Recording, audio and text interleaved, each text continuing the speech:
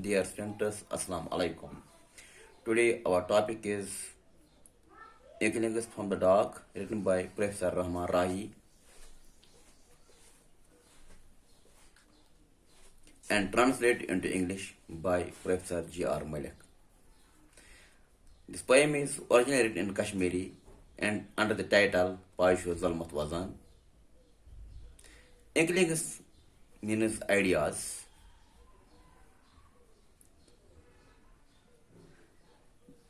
This poem begins at a sad note, as evident from stanza first. In introduction stanza, the poet is disturbed. He is sad. Perhaps he had committed a heinous crime in his remote past, and that crime was haunting him. He was disturbing his peace, his sleep, as well as his dreams.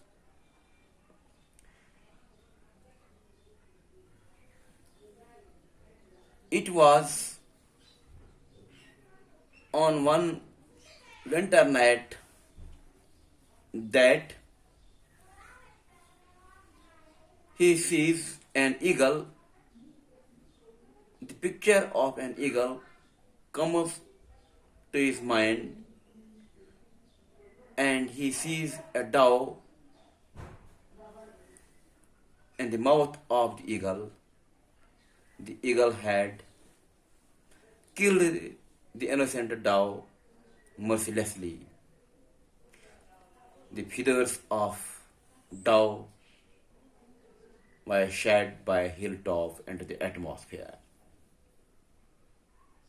On seeing this,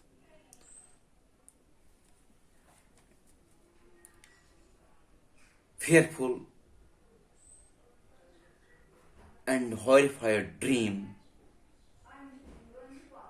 the poet became restless. He tried to sleep but couldn't sleep. He immediately rose up and leaned his back against the wall, tried to stand up, but before his feet he saw a deep chasm.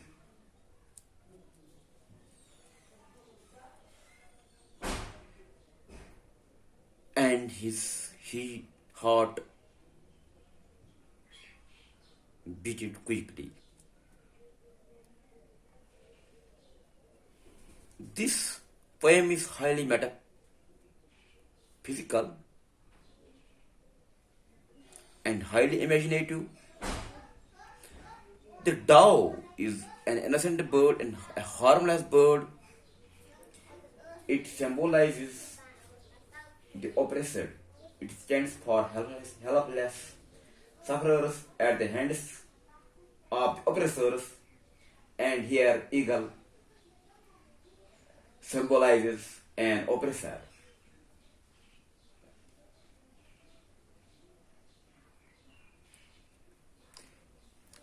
As the poet had already committed a crime in his remote past, and that crime was haunted him,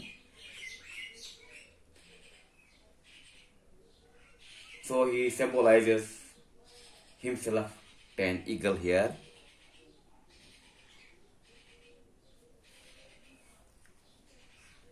In second stanza, we have seen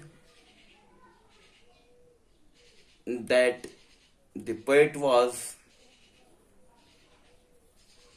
presuming to hear the whispering sound of snowflakes into the gaps of his window. There was complete silence outside, and in place of his upper garment, in imagination, he sees a cat hung by the hanger.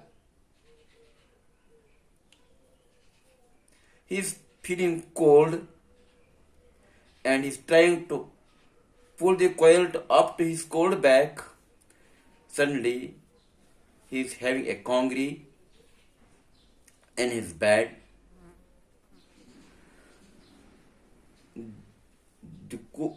The ash, the coal, the burning coal in his congee has ceased to give him warmth. And with the pulling of the quilt up to his cold back, his congee is shook, and the cold ashes and the congee are touching his feet. Suddenly he sees outside the house in silence an owl. He hears the sound of owl. The owl was hooting, and he presumed that perhaps the owl was cursing him. He was cursing the oppressor.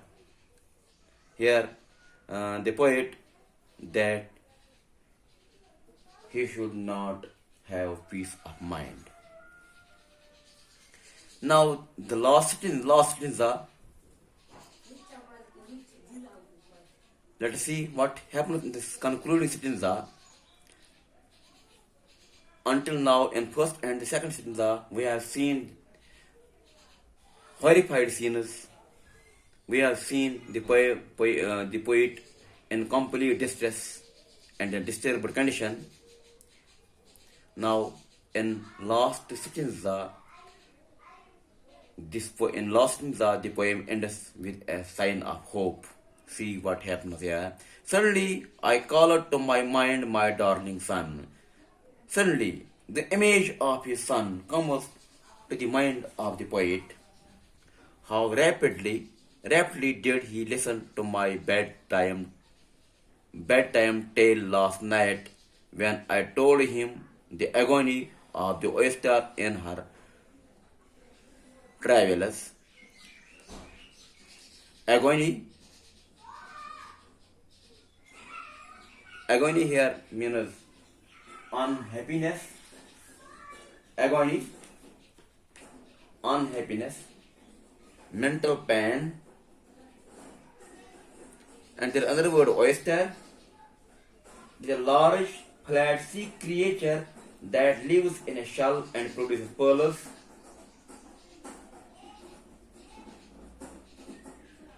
Here is travelers. Travelers means extreme pain.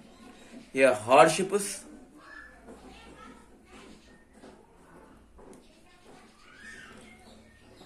So what happens? In this line, the poet says that he remembered his dear son who had heard his bedtime story last night. The story was about an oyster, a sea creature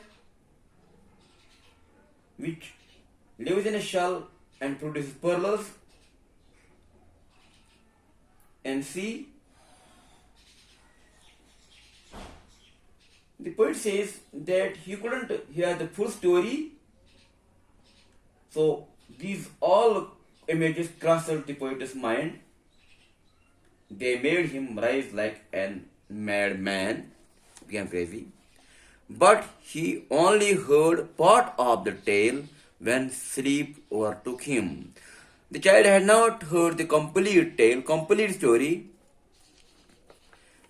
because when poet was telling him the story of the oyster last night, suddenly the child was overpowered by sleep. I rose like a moon-struck man. Moon-struck means crazy. He became mad and turned on the light. So, he wanted to tell the remaining part of the story to his son. So he rose up like a madman, like a crazy man, and turned the light on and found him lying by the wall like a mushroom on the mount. Mushroom on the mount. Yeah.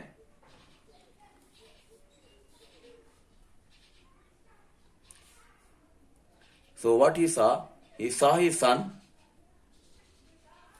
When he turned right, he saw his son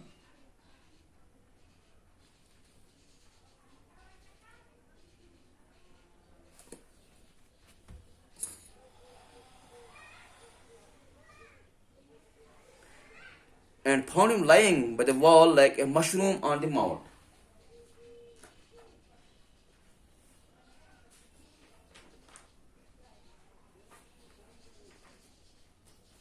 It is a simile.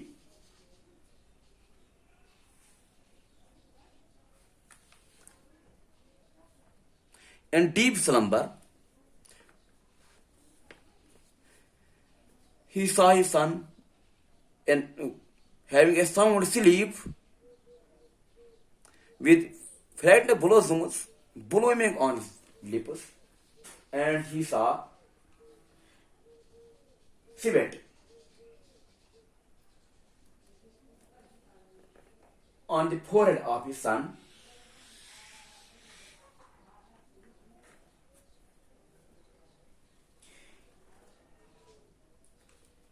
Here, civet, it symbolizes hard work, hope, and happiness.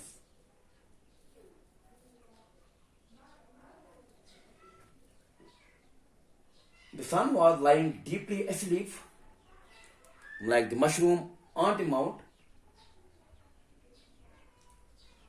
Drop of sweat was appearing on his eyebrow, as well as forehead. And a drop of sweat dawned afresh, playing on his brow.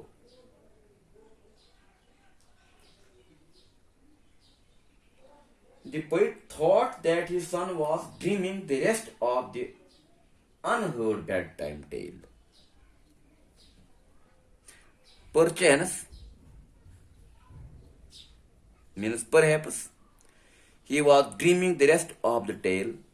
Perchance, perhaps the oyster had sweat as having dawned afresh is a sign of warmth and activity, hence a sign of hope for the better in future. This description of sweat on the forehead of the poet's son is one of the hope and despair. The smiling face of the boy makes him imagine that perhaps the oyster had laid a pearl. Thanks